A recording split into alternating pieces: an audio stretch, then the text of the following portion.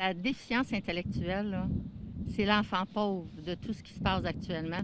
Puis ils sont complètement oubliés. Une phrase qui résume bien l'état d'esprit de Ginette Chaillé et André Caron, qui ont chacun une fille lourdement handicapée, atteinte de déficience intellectuelle. Depuis le début de la pandémie, les services auxquels avait droit leur enfant et les activités auxquelles ils participaient ont brusquement été interrompus. Moi, ça fait 1 an, j'ai pas de répit, ça fait 1 an. La fille de M. Caron, Caroline, fréquentait un centre de jour 5 jours par semaine avant que tout s'arrête. Elle a recommencé à y retourner progressivement depuis quelques semaines, mais dans un groupe réduit. Ils ont ces services-là, qui est une thérapie. C'est pour la socialisation.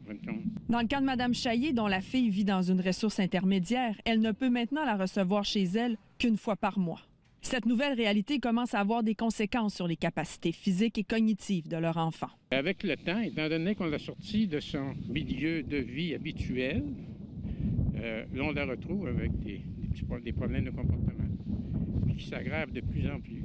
Quand elle avait commencé à revenir chez moi, là, après le confinement total, là, les 3-4 mois de confinement total, écoutez, elle regardait où j'habite, puis elle est habituée, là, elle venait régulièrement.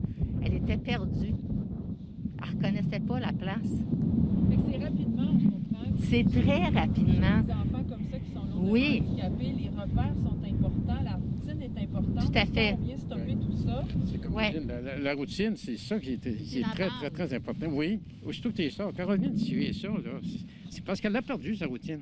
Tout ce qu'elle aime, les plaisirs qu'elle aime, tu sais, les rires qu'on a ensemble, tout ça, c'est fini, là. Leur espoir réside maintenant dans la vaccination et c'est là où ils interpellent le gouvernement. Comme les enfants lourdement handicapés ne font pas partie des groupes prioritaires, ça pourrait prendre encore plusieurs mois avant qu'ils soient vaccinés. Le vaccin, c'est sur 10, hein, les priorités 1, 2, 3, 10 étant monsieur, madame, tout le monde, mais ils sont à priorité 8. C'est quoi ça? Plusieurs mois d'attente encore, donc, pendant lesquels le fossé continue de se creuser avec des dommages qui seront difficiles à réparer. Audrey Gagnon, TVA Nouvelles, Montréal.